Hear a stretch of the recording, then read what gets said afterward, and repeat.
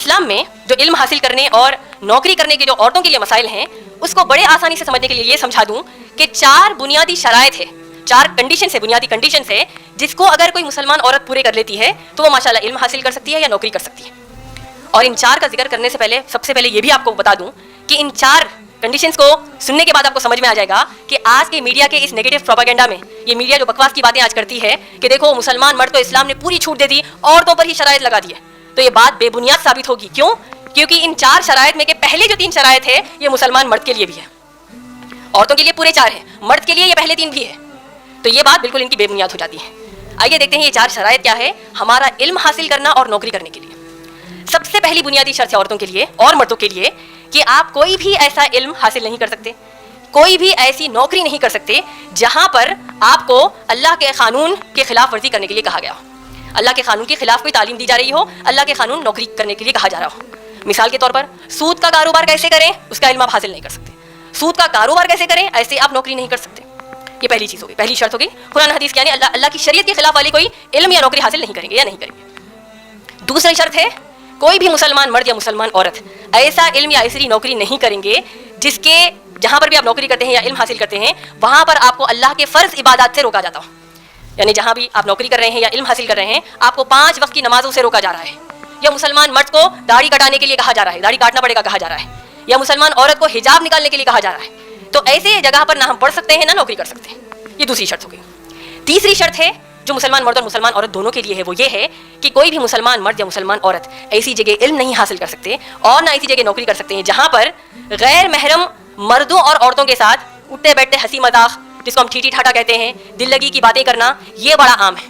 اور یہ ایسے ہی مقامات ہیں جہاں پر آنکھوں کا زنا، آپ کے پاؤں کا زنا، ہاتھوں کا زنا بڑا عام ہو جاتا ہے، تو یہ چیز سے ہم کو ماشاءاللہ احتیاط کرنی چاہیے۔ چوتھی شرط جیسے کہ میں نے پہلے بتایا 3 شرائط مسلمان مرد عورت دونوں کے لیے ہیں، چوتھی شرط صرف مسلمان عورت کے لیے۔ وہ شرط کیا ہے کہ مسلمان عورت کو نوکری کرنے کے لیے اس کے ولی کی اجازت کی ضرورت ہے۔ ولی اجازت نہیں دیتا، ولی یعنی اس کا جو نگران کار ہے، اس کا سگا باپ ہے یا شوہر ہے، اگر باپ نہ ہو سگا بھائی ہے، جو بھی اس کی نگرانی میں فائنینشیل رسپانسبلٹیز کو پورا کرنے والا ہے، وہ اجازت نہیں دیتا تو عورت نوکری نہیں کر سکتی۔ اب اس کو سمجھنے کے لیے اس کے چند وجوہات انشاءاللہ آپ سمجھ جائیے۔ سب سے پہلی وجہ عورت کو نوکری کرنے کے لیے ولی کی اجازت کی ضرورت کیوں پڑ رہی ہے؟ پہلی اس کی بنیادی وجہ یہ ہو سکتی ہے کہ اللہ نے سورہ نساء سورہ نمبر 4 کی آیت نمبر 34 میں فرمایا کہ اللہ سبحانہ وتعالیٰ نے مرد کو عورت کا نگرانکار بنایا ہے۔ اس کا مطلب کیا ہوا؟ اسلام میں عورت کی زندگی کے ہر مرحلے پر اللہ نے ایک مرد نگرانکار رکھا ہے اس کے فائنینشیل رسپانسبلٹیز کو پورا کرنے، اس کے مالی ضروریات کو پورا کرنے۔ پیدا ہوتے ہی سگا باپ جو ہے وہ مالی ضروریات کو پورا کرے گا، باپ نہیں ہے تو بڑا بھائی کرے گا، شادی ہو گئی تو شوہر کرے گا، مرنے کے قریب ہے تو بیٹا کرے گا، بہرحال کوئی نہ کوئی عورت کی مالی ضروریات کو پورا کرے گا۔ تو پھر جب مالی ضروریات کو پورا کرنے کے لیے اللہ نے ایک مرد مقرر ہی کیا ہے تو اب عورت کو نوکری کرنے کی ماشاءاللہ ضرورت ہی نہیں ہے، لیکن اسلام نے اجازت دی ہے، لیکن شرط لگائی کہ ولی خود اجازت دے۔ تو یہ پہلی چیز ہو گئی، پہلی وجہ ہو سکتی ہے۔ دوسری وجہ یہ ہو سکتی ہے کہ عورت اگر ولی کی اجازت کے ساتھ بھی اگر نوکری کر لے تو اگر جو وہ مال کماتی ہے اس مال میں سے اس کا ولی اسے 1 روپیہ بھی جبرن نہیں لے سکتا کہ دیکھو نوکری کی تو اجازت دے دی، اب ضروریات زندگی جو گھر کی ہیں اس میں تم اب پیسہ دو، یہ نہیں کر سکتے۔ کیوں؟ کیونکہ گھر کی ضروریات کو پورا کرنے کے لیے مرد کو اللہ نے مقرر کیا ہے۔